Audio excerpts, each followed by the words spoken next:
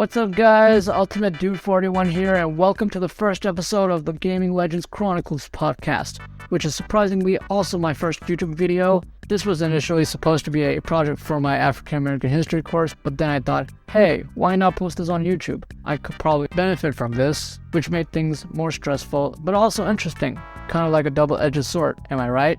I also wanted to give a shout out to my African American history professor, Dr. Oliver, for the inspiration and motivation. Anyways, let's get started. Since this is a video game podcast covering the history of past famous gamers and a side project for African American history, I have someone special in mind I want to talk about in honor of Black History Month, even though it's kind of late for that. Now, when we think of video game pioneers, names like Atari and Nintendo probably come to our minds, but there was specifically one black man who played a crucial role in the industry's early days, and that was my man, Gerald, aka Jerry Lawson. Known as the father and inventor of the game cartridge, he revolutionized the gaming industry into what it is today. Not only did he play a role in video game evolution, but also made a huge impact in racial equality and diversity. But before we get to that part of his story, we need to familiarize ourselves with Jerry Lawson's past history first. He was born on December 1st, 1940 in Brooklyn, New York City, and was raised in Queens. Since childhood, he had a strong interest in science. And like any other curious child, Jerry experimented with his unique toys such as the Irish Snail,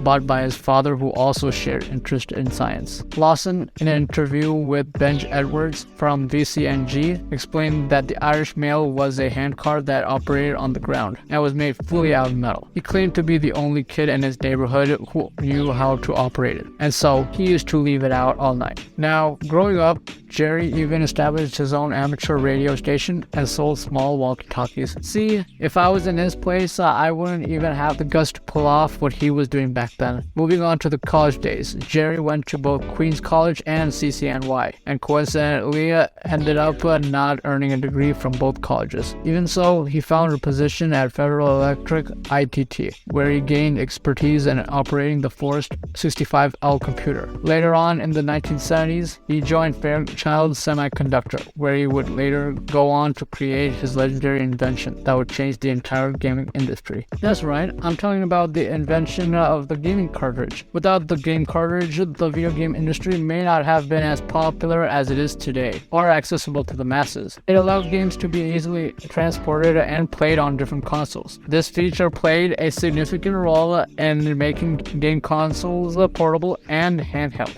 Some examples of today are the Nintendo Switch, 3DS, and the PSP. So it's because of Jerry Lawson that I can enjoy Super Smash Bros. Ultimate on my Switch during my long travels. Embarrassing or not, I still enjoy playing Minecraft on my 3DS with my younger brother. If that wasn't enough to show the extent of Jerry Lawson's contributions, the Fairchild Channel F was the first console from Jerry's design to come with cartridges. As it heavily contributed to the game cartridge's success, it also influenced the design of subsequent game consoles, such as the Atari 2600. The Atari 2600 adopted the cartridge-based system, and its success helped to establish cartridges as the standard for video games for years to come. Other famous video game companies that were influenced by the Channel F console were Nintendo with the NES and Sega with the Sega Genesis. Believe it or not, CD consoles were also influenced by cartridge consoles, meaning that the modern PlayStation and Xbox might not have existed today if not for the inspiration of the early system.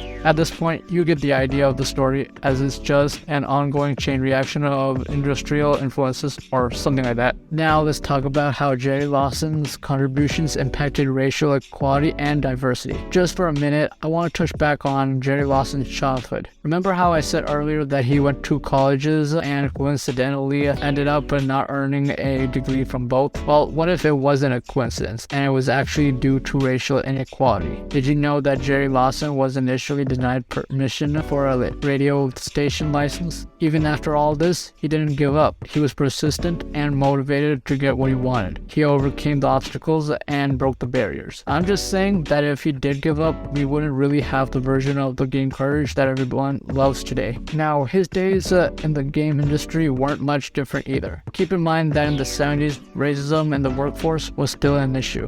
To make things worse, the industry was largely dominated by white men, and Jerry Lawson was one of the few African American engineers in the industry at that time. In the VCNG interview, Jerry Lawson describes a specific racist experience he had. It was around 1996, and one of his colleagues from Atari, John Ellis, was surprised to find out that Lawson was black. This was surprising for him because he had only heard Jerry in name and thought he was white since most of the people working there were white. One fact that I was not happy about was that Lawson's name was left off the paint for the cartridge. Now, there were two things that really ticked me off about this occurrence. Number one was that even after one of his partners, Nick Talesford, acknowledged that Lawson should be included in the group that created the concept, they still ignored it and left. Number two, Jerry was the leader of the team that created the cartridge, which is even more of a reason to put him on the page. I just want to get something off my chest to here for a second. The reason why I am referring back to VCNG's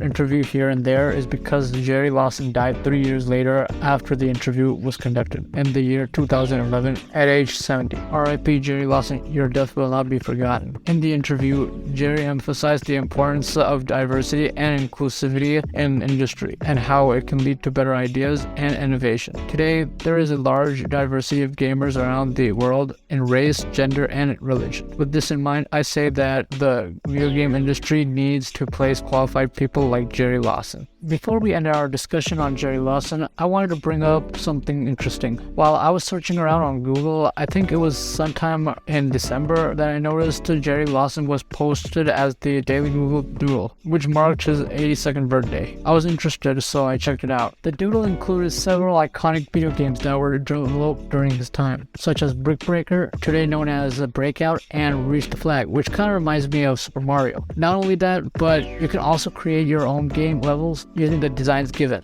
The Google Doodle archive page also features a description of the guest artists that contributed in the making of the short games, namely Giovanni Gooden, Lauren Brown, and Momo Pixel. It also features a special thanks section acknowledging his family, and a behind the scenes to see how the Google Doodle was made. If you guys haven't tried it out yet, I have the link to the Google Doodle posted down in the description below, and I recommend trying out the game creator feature. So the next time you insert a game cartridge into your Nintendo Switch or DS or play Jerry's Google Doodle, remember to thank Jerry Lawson for the invention of the video game cartridge. Anyways guys, that's all for this episode of the Gaming Legends Chronicles podcast. I hope you guys enjoy listening and join me again in the next episode. Also, since I haven't fully introduced myself, I'll be posting a channel and self-introduction video later on. I probably won't be able to post a video until next month since I'm in my final week of freshman year in college and have files coming up. Please hit the notification bell to know when I post a new video. Also, if you haven't already, please like and comment to recommend a famous gamer or game contributor for the topic of the next podcast episode. Please subscribe, as it's not only